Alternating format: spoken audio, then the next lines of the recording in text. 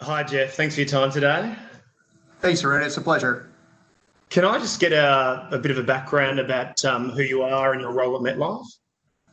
Yeah, my name is Dr. Jeffrey Scott, and I'm the head of advice strategy at MetLife Australia.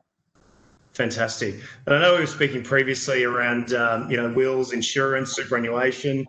So I just want to get your views on, how having a will can help anyone with superannuation and insurance and how it can protect them and their loved ones. I think the very simple thing is that what your will does ensures that your money gets distributed as you wish. So it goes right assets to the right people at the right time. And what your super fund does and your insurance does, you normally have a nominated beneficiary in there. Now that might be an individual, or it may actually go to your estate. If it goes to your estate, then as part of your will, what it ends up happening is those estate assets, the super, the insurance, and all the other estate assets then become distributed as per your will. Now, the problem that we have in Australia is that last year in 2018, there was 158,000 Australians. Wow. Of those 158,000 Australians, depending upon which stats you look at, whether it be from ASIC or from various other research, normally 50% of those individuals die without a valid will. Wow, that's significant. So the issue that you have with that is that if you die without a valid will, then you're deemed to have died intestate. Yeah. So what ends up happening then is that the various state and territory laws then dictate how the estate gets distributed and to whom. So it means that you may have wanted to have a bequest to some charity, may have wanted to give money to a particular individual. That all gets pushed aside, and the laws of intestacy, based on which state or territory you're in, then take precedence. That's significant. You need your wishes to be carried out as you see fit. So you build up that asset base over time. You want it to go to where you want it to go more than letting legislation dictate where it goes to. Well, what it also means is that as an advisor, you may have built a relationship with your client, potentially deceased client, and their current family. Depending upon which story you're in, those individuals may not then be the people who inherit the majority of the estate. So again, making sure that you, as an advisor, right assets, right people, time becomes absolutely paramount, so that the client that you've built a relationship with and their family and their loved ones then become your future clients as well. That's exactly right. That intergenerational solution and ring fencing your clients is critical with this, and that's where we've got a lot of advisors using this as a lead generation solution, which is fantastic. However, I want to talk to you about your story, which is fascinating in this space, and I think it's representative of what happens out there. So, if you don't mind elaborating on what's happened with you around intestacy and your family. Yeah, so there's probably two things. One is my personal situation. So they say that 1 in 2 marriages end in divorce. I'm an overachiever, 2 for 2. And the one thing that I wanted to make sure that didn't happen in my case was myself and my ex-wife had a very amicable separation, have a very amicable breakup, and we are separated our property quite well. But the one thing that if I didn't change it, my will basically stated that if I passed away, everything went to her. Now, since she got enough during the property settlement and I got my portion as well, I didn't want anything else to go to her after I passed away. So one of the first things I did after the property settlement was done was I went and changed my will so that my parents and my sisters basically got my will, got my assets rather than myself, because I wanted to make sure the people that were important to me at this time got that will. So that was the first bit. So that was the thing that I did for myself. And it was one thing that I say to people is that when you have a significant life event, go back and review your wills, go back and review your nominated beneficiaries on your insurance policy, go back and review your nominated beneficiaries on your super fund, because you want to make sure that, again, right assets goes to the right people at the right time. So that was the first bit. Second bit was that my father passed away 2 years ago. So he basically suffered stage 4 terminal cancer. He passed away. And when I sat down with him the year before, the first question I asked him, I said, okay, Dad, you're getting older now. Do you have a valid will? And he goes, of course I do, son. I did this, made sure it's all valid. I said, great. When was the last time you updated it? And he said, oh, I got it done in 1993. So I looked at him and I said, Dad, that was over 25 years ago. And he goes, yeah, so? I said, but you've had 3 grandchildren since then.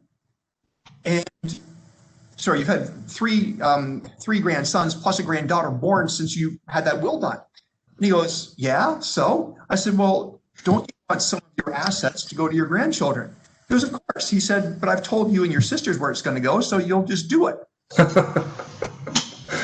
And the one thing that I say to people is that if you have changes in your family, like my dad did, so my dad basically had 3 new grandsons and a granddaughter born since he did his will in 93. And the other thing it was he nominated myself and my sister as the executors of the estate. Now, I'd since moved to Sydney, Australia. So that meant that it was difficult for me to do this. So the one great thing is that my dad didn't have a big estate. Myself and my 3 sisters worked really well together to manage the estate, and I've got 3 wonderful sisters. And so nobody could contest anything. Everything went really well, and we were to manage it, which was awesome. But when I compare it to what people do here in Australia, the numbers that I've seen from various research is that 1 in 2 wills or estates are contested in Australia. And what that means is that, and they're normally contested by adult children. So my dad's estate was very small. It was less than $50,000. But when I think about it in Australia, if most people have a property, then the chances of that estate becoming very substantial very quickly is significant. So one thing I noticed, but the other thing I noticed was that myself and my sisters, we did all the arrangements, got done, did all the arrangements.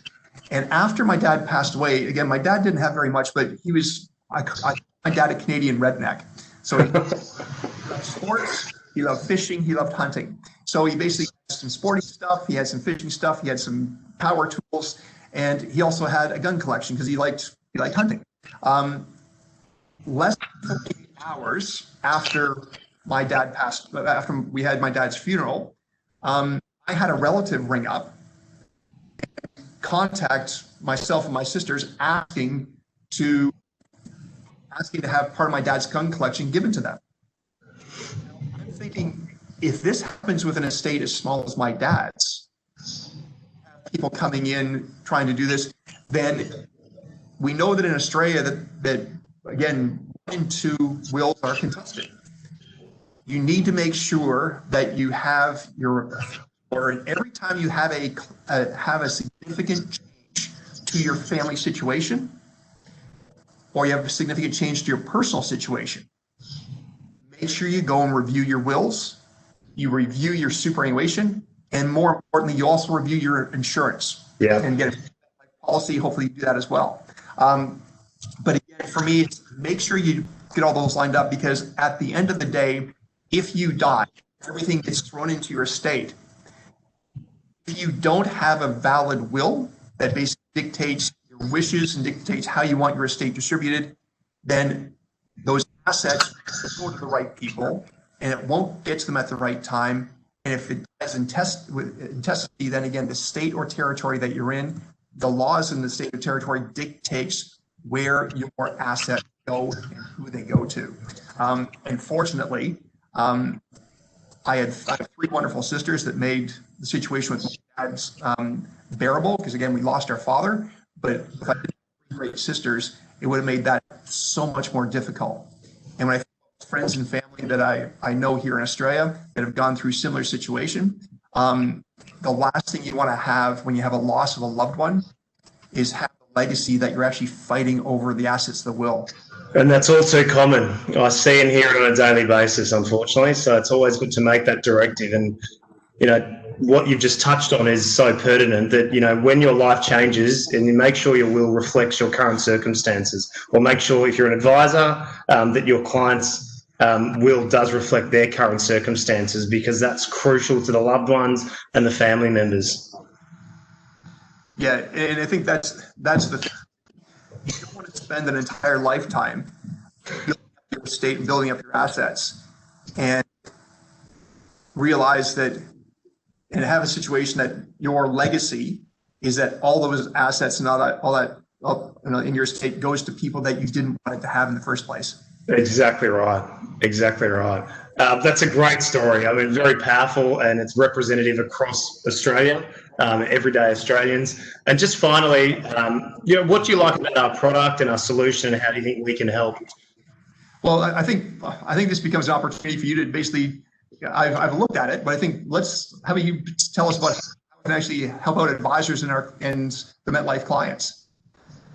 Yeah, well, I think it's significant what we can actually do, because obviously with advisors, we can help them provide a solution in a time of need to their clients and their loved ones. We can help them. We're big on will storage. Make sure you own that intergenerational client relationship, which is significant. Also gives you an opportunity to then, with the client's consent, talk to the executor and introduce yourself, say you're storing the will and the beneficiaries as well. So there might be a cash flow conversation. There might be an insurance need there. So it gives you that, that entanglement of the family unit to help you and help your clients in a time of need. And for MetLife especially, it's an opportunity where if you have a MetLife product, you have an insurance product, it's an opportunity to re-engage with your will, and potentially, if you've got new assets, go back to your insurance policy. Maybe you need to increase the amount of cover that you have. So it's a great synergy between wills and insurance. And that's where it's always been like that. And we've created more of a unified approach with that space. I think that's one of the things that I've been in the industry for almost 30 years now. And we know for a fact that a question that advisors often ask their clients is, do you have a will, or do you have a valid will?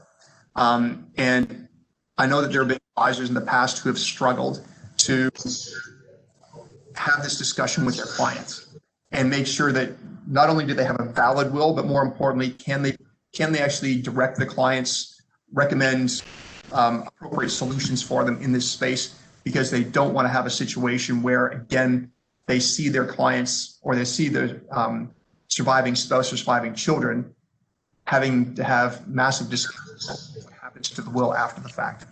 And I think that one of the things that you find with advisors is that they will often come across issues or problems, and they're always looking for a potential solution to those problems. And the one thing that most advisors that I've dealt with over the 30 years is they'll see this where they believe that they need to find a solution for their clients. And that's great, mate. Thank you so much for your time today. I think that covers it really well. Why people need a will, why they need to look at their insurance, why they need to look at their super, and how we can help together, MetLife and your wills, help advisors in this space. So thank you for your time, and have a great day. Thanks, Aruna. It's been my pleasure.